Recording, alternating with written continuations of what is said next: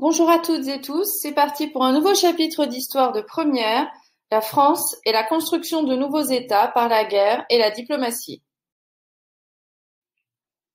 Le principe des nationalités a été condamné par le Congrès de Vienne de 1815. Ce principe connaît ses premiers succès avec la création de la Belgique et de la Grèce en 1831-1832. Par la suite, de nouveaux États nationaux vont se constituer par la diplomatie et par la guerre, dont le Royaume d'Italie et l'Empire allemand. La France de Napoléon III va jouer un grand rôle dans ce mouvement d'unification nationale. Quels sont les enjeux nationaux et internationaux de l'intervention de la France dans la construction des unités italiennes et allemandes? Grand 1. La participation du Second Empire à la marche vers l'unité italienne. Comment la France devient-elle un acteur clé de l'unité italienne? A. Les espoirs de l'unité au lendemain de 1848. Au milieu du XIXe siècle, l'Italie est un territoire morcelé et dominé. La péninsule est divisée en plusieurs unités politiques. Le royaume de Piémont-Sardaigne au nord, le royaume des Deux Siciles au sud, les États pontificaux au centre, mais aussi les duchés de Parme, Modène et de Toscane. Par ailleurs, c'est l'Empire d'Autriche qui domine la riche région de Lombardie-Vénétie. La domination napoléonienne, au début du siècle, puis le printemps des peuples de 1848, donne naissance à un sentiment national italien, le Risorgimento, qui défend les idées libérales et d'unité nationale. En 1849, les mouvements révolutionnaires échouent et c'est la restauration d'un ordre monarchique sous l'impulsion de l'Autriche et de la papauté. Au début des années 1850, les espoirs d'unité et de liberté sont relancés par les libéraux modérés, Giuseppe Mazzini et Giuseppe Garibaldi, dans le Piémont-Sardaigne, le seul État constitutionnel.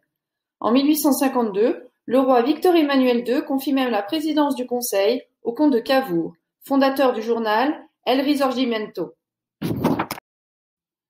B. L'engagement de la France dans les affaires italiennes. Cavour se prépare à entrer en guerre contre l'Autriche pour réaliser l'unité italienne. Il recherche des alliés et se tourne vers la France et la Grande-Bretagne. Les Britanniques ne promettent que leur neutralité, la diplomatie française hésite. L'empereur, qui a vécu à Rome, est attaché au principe de liberté des peuples.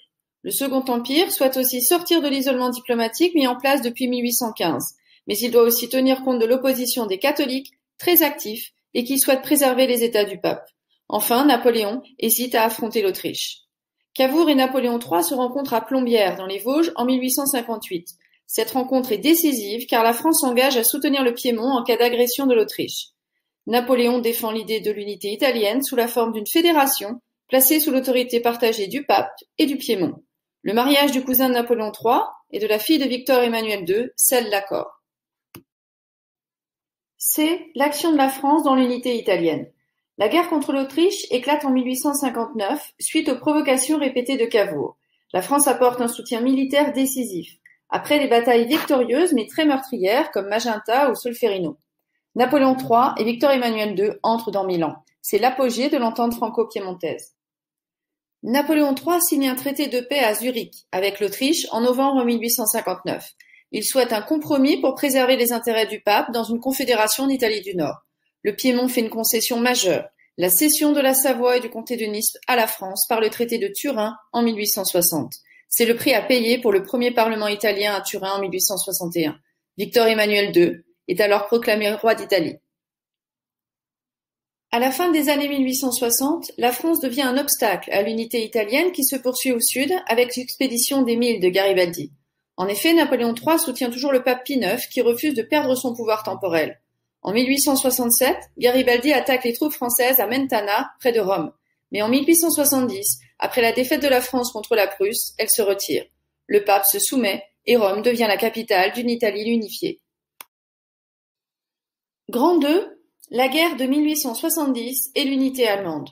Pourquoi l'unité allemande se construit-elle au détriment de la France? Depuis 1815, les États allemands sont réunis au sein d'une fédération, la Confédération germanique. Après l'échec de la Révolution de Mars, en 1848, l'autorité monarchique est restaurée. Une partie des États et des hommes politiques allemands souhaitent que la Prusse, l'État le plus puissant, incarne le réveil national au sein d'une petite Allemagne, une confédération excluant l'Autriche. D'autres États soutiennent au contraire le projet Grande Allemagne avec l'Autriche. L'Autriche impose la formation d'une confédération germanique placée sous son contrôle. La Prusse n'est pas prête au conflit et se soumet lors de la conférence d'Olmütz en 1850. La France se tient à l'écart. Elle ne souhaite pas intervenir dans cette guerre austro-prussienne. Elle est déjà engagée dans la guerre de Crimée contre la Russie et entretient des relations tendues avec l'Autriche, du fait de son soutien des revendications italiennes. B. L'unité contre l'Autriche.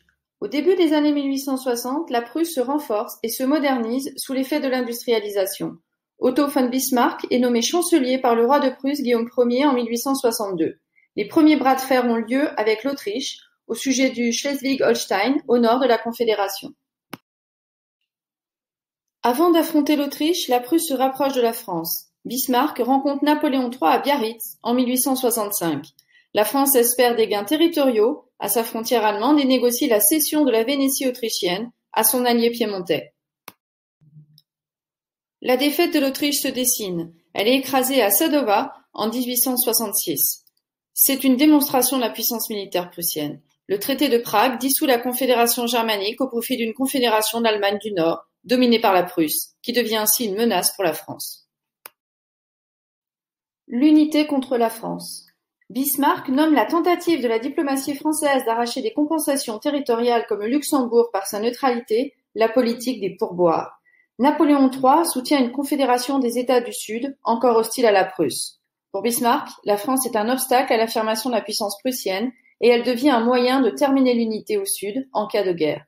En 1868, Napoléon s'oppose avec succès à la candidature d'un prince prussien sur le trône d'Espagne. Il exige une déclaration officielle de renoncement du roi de Prusse. Le roi informe Bismarck par la dépêche d'Ems que Bismarck rend publique. L'opinion publique s'enflamme.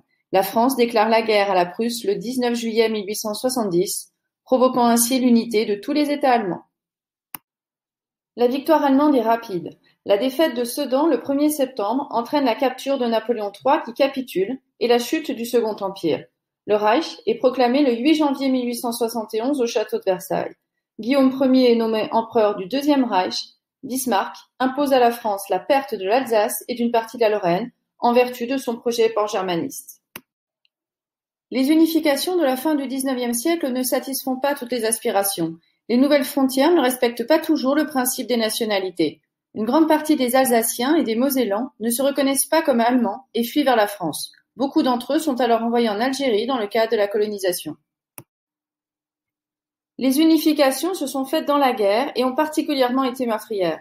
Les modifications territoriales et la question des nationalités non reconnues créent un terreau de frustration et de tensions très fortes, particulièrement en Europe centrale et dans les Balkans.